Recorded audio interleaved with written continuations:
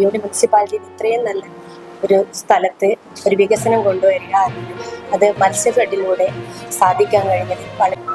ഇതിന്റെ അടിസ്ഥാനത്തിൽ ആദ്യമായിട്ട് ഒരു ഫൈബർ ബോട്ട്, കടൽ ബോട്ടും റോ ബോട്ടും പിന്നെ തുക അനുവദിക്കുകയും അതിനെ പറ്റി ആളെ മനസ്സിലാക്കി വയനാട്ടിലും ഈ വരുന്ന 1-ാം തീയതി നേരത്തെ സൂചിപ്പിച്ചതുപോലെ കൊയിലാണ്ടി MLA ശ്രീമതി കാണിക്കൽ ജമീല അവരുടെ സാന്നിധ്യത്തിൽ അധ്യക്ഷതയിൽ വടകര MP ശ്രീ ഷാഫി പറമ്പിൽ രാവിലെ 9 മണിക്ക് ഉദ്ഘാടനം നിർവഹിക്കുകയാണ്. തദവസരത്തിൽ ആദ്യ ടിക്കറ്റ് വിൽപ്പന മുനിസിപ്പാലിറ്റിയുടെ ചെയർമാൻ ശ്രീ VK അബ്ദുറഹിമാൻ സാഹിബ് നിർവഹിക്കും. പുതിയ പദ്ധതികൾ ഏറ്റെടുത്ത് നടത്തുക എന്ന ഡിപ്പാർട്ട്മെന്റിന്റെ നിർദ്ദേശപ്രകാരം ഇരിങ്ങൽ മത്സ്യത്തൊഴിലാളി വികസന ക്ഷേമ സഹകരണ സംഘം 17ഓളം പ്രൊജക്റ്റുകൾ ഡിപ്പാർട്ട്മെന്റിന് സമർപ്പിക്കുകയും അതിൽ ആദ്യ പ്രൊജക്റ്റായ പെഡൽ ബോട്ടിന് ഫിഷറീസ് ഡിപ്പാർട്ട്മെന്റിൽ നിന്ന് അംഗീകാരം നൽകുകയും മത്സ്യഫെഡ് അതിനുള്ള ഫണ്ട് വയ്ക്കുകയും ചെയ്തു.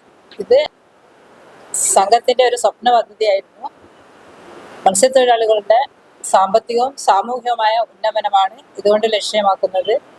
സ്മാരകവും അതോടൊപ്പം തന്നെ ഇന്ത്യയിൽ അറിയപ്പെടുന്ന സർഗാലയ, പിന്നെ ആമ വളർത്തു കേന്ദ്രം, അതോടൊപ്പം തന്നെ ഇപ്പോൾ ഏറെ പ്രസിദ്ധമായിക്കൊണ്ടിരിക്കുന്ന മിനി ഗോവ ഒരുപാട് ചങ്ങലകളായി കിടക്കുകയാണ്.